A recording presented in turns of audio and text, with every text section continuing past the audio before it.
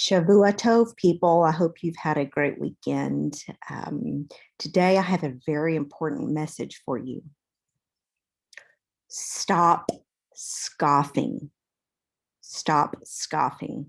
We're going to look at this verse today. I don't intend for this to be very long because I want to hold your attention. Proverbs 9:12 says here in the English, if you are wise for yourself. And if you scoff, you alone will bear it. So we're going to look at that in just a minute. But musar, the purpose of musar. Musar means discipline, instruction. Musar is the daily discipline of facing yourself instead of neglecting yourself, like we're taught and also as we've practiced. So musar, again, found in the scripture 50 times, is the daily discipline of being and practicing and learning freedom from yourself. These are negative patterns, generational curses, if we can choose a generational curse, then we can also choose a generational blessing. And this is the life and blessing that God sets before every one of us, no matter what has been handed down to you. So you need to look at what's in your hands. That's what the word tradition means, simply means what has been put in your hands. So just because your father did this or your mother did this, you get to choose life and blessing. And it is far easier, as we know, to choose the path of the fathers than it is to forge a new path of life and blessing for yourself. But God expects us to, because he has empowered us to. So we're going to look at quickly what stands in the way. And these are some of my thoughts this morning. Listen to this. So musar is going to be the discipline of learning about yourself and facing yourself in order to make that course correction in your life. So you'll never be who you could be in life if you aren't sitting down and facing your inner scoffer. If you say, I don't have an inner scoffer, that's him speaking. So understand that. So scoff, the word is lutz. Lutz, it also means scorn, but it literally means to interpret.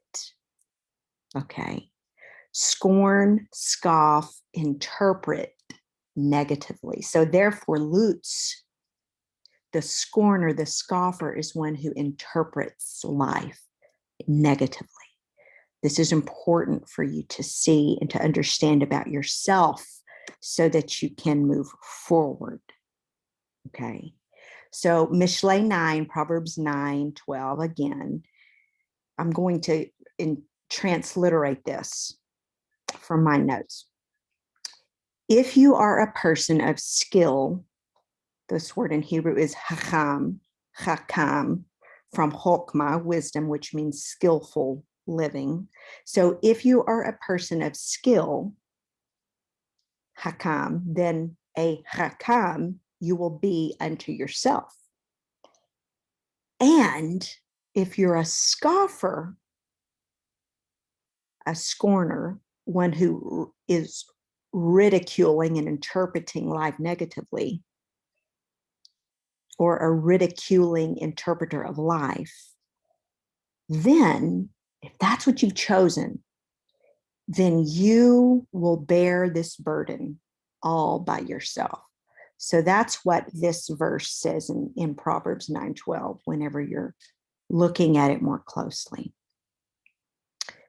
So I'm not going to get into much of, I'm not going to extend it past this, what I've spoken already, but just for you to understand that, as I said earlier, you'll never be where you could be in life if you aren't sitting down and facing your inner scoffer. So first we deal with the inner, the inner scoffer.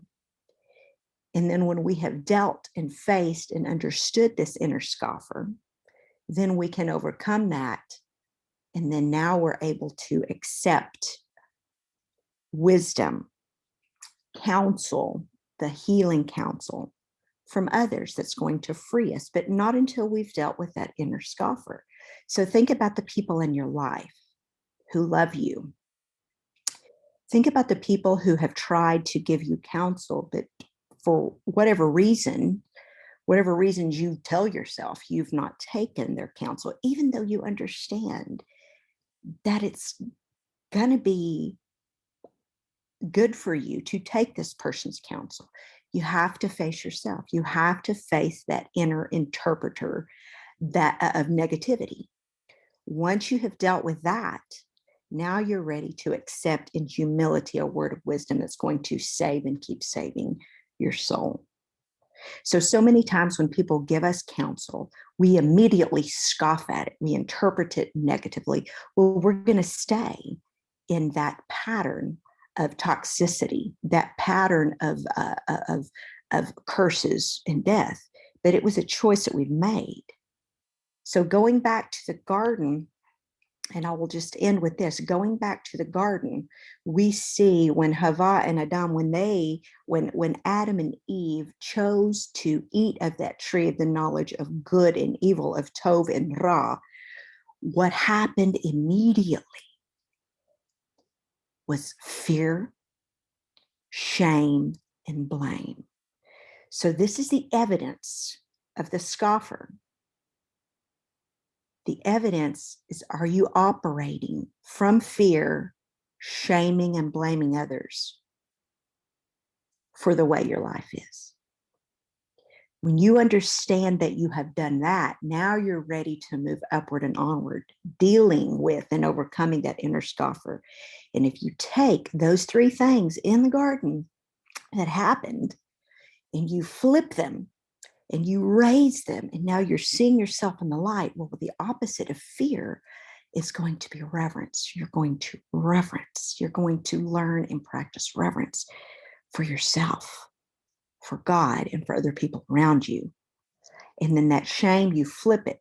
Now you're going to nourish and water and care properly for yourself and for others. And then, of course, the blame.